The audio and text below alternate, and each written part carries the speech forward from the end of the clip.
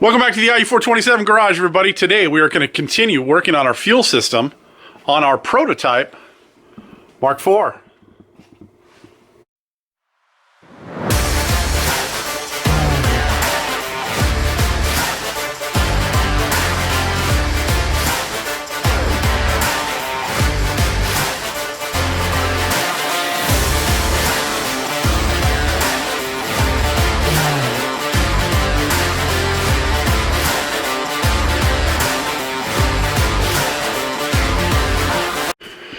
Alright, so I think what we're going to do first is we're going to take the fuel tank sending unit, which is going to mount right in here, and we're going to put it in place first. And then we'll probably come up over here and put our fuel tank vent in. And then the last thing we're going to do is install our fuel pump and hanger into here. Alright, so the first thing I'm going to do is I'm going to take some of this and I'm going to put it on the gasket and I'm going to place it in the notch right there. Now pay attention to these two little cutouts on each side of the tank here, because those correspond to the two tabs that are on the sending unit, there and there. This will only go in one way. So make sure that you've got it oriented properly before you try to slam the locking collar in. So now that that's in, I'm going to go ahead and I'm going to place this in the car. I'm going to take the locking ring and I'm going to start it by hand to get it to engage. And then rather than using a punch, I'm going to show you a different way to do it that I think is better because it evenly distributes the force around the outside of the ring.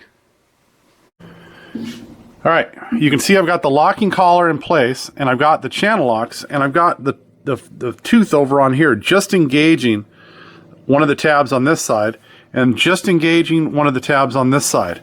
And so I'm going to take this locking ring, and I'm just going to start to slowly turn it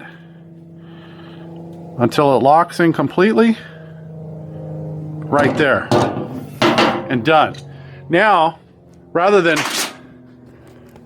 beating that thing senseless, trying to knock it on different corners with a punch and a hammer, trying to get that thing to seat and possibly dislodging that gasket, you're doing it all in one smooth motion. We're going to do the fuel pump the exact same way.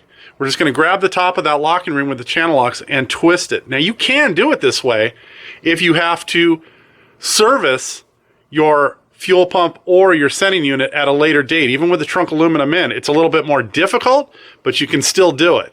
And that'll depend on whether or not you have a drop trunk or a standard height trunk too, and what your access is and to get down into that hole, but it can be done. So I'm going to work on getting the tank vent all set up and ready to go, and I'll bring you back as soon as I'm ready to show you how that goes in. Alright, let's talk about the fuel tank vent and rollover valve. So there's a ball bearing in here. You can hear, as I turn it, the ball bearing moving around, and that's in case the car flips on its lid. It'll cut the fuel from dripping out of the fuel tank through the vent. So you want this to be somewhat airtight. And you also want it to thread in without too much resistance. So what I use is a type of thread sealant that is good for use with petroleum products like natural gas or gasoline, that will seal off any of the vapors or liquids coming up through that vent. So I put a little bit of that on the threads, and you can use any brand you want. If you want to use the ARP or one of those, use what you're most comfortable with. This is just what I have in the shop. I put it on the threads, and then I screw it in, and I take 2 wrenches of proper size, and I tighten until it's snug. Don't over tighten this because you don't want to crack this plastic, but it needs to be snug so that the threads are engaged and have tension against them, so the thread sealant does its job. Next, what you're going to do is you're going to actually take the rubber gasket that it comes with, and you're going to take, again, some of this stuff, petroleum jelly, and you're going to put it both in the groove all the way around the actual gasket itself and on the inside lip of this, so that this valve will slip inside there. It's only to get everything together. And then once it's in, eventually this stuff will evaporate with the the gas or the fumes that are in the tank anyway. Now,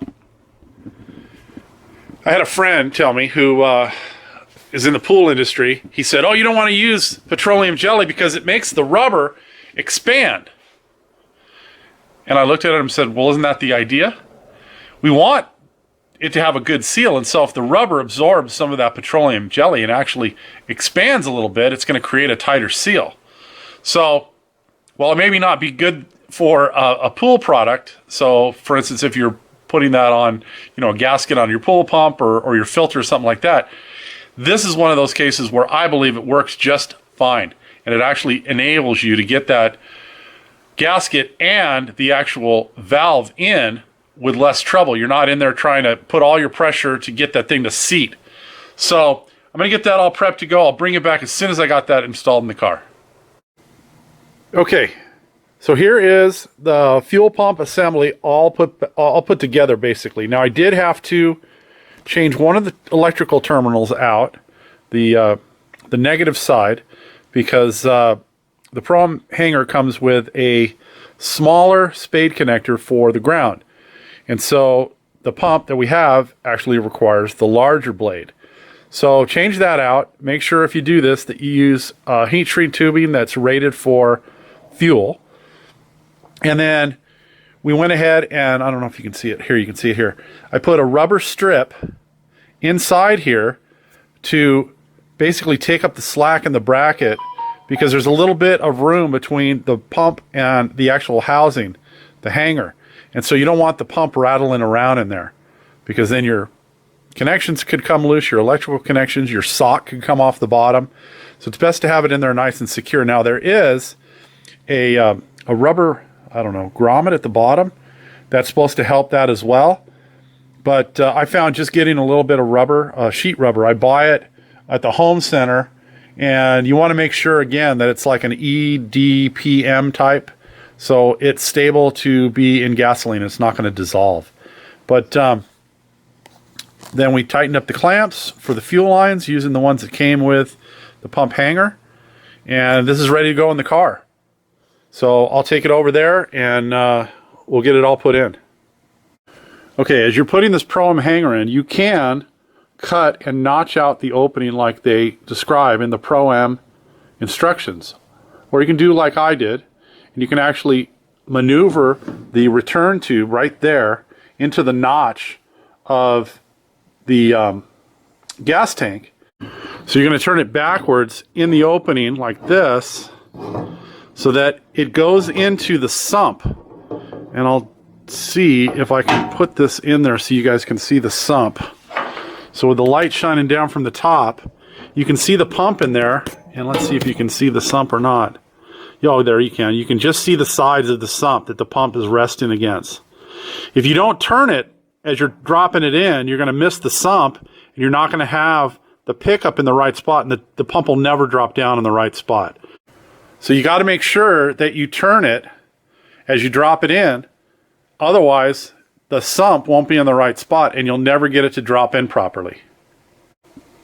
All right, so the pump is all in. I used the channel locks the same way on this one that I did on the others. Just basically grabbing the tangs of the locking collar and turning.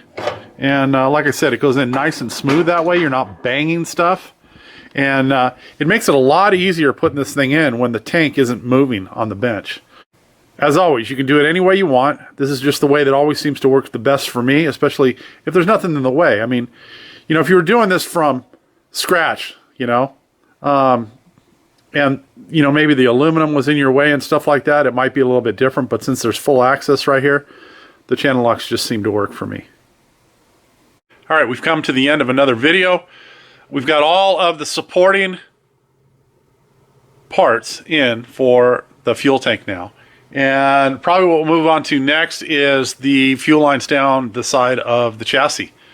Until then, if you're enjoying the content here, please do the like, the share, the subscribe, all that kind of stuff. We'll see you next time. Have a great day.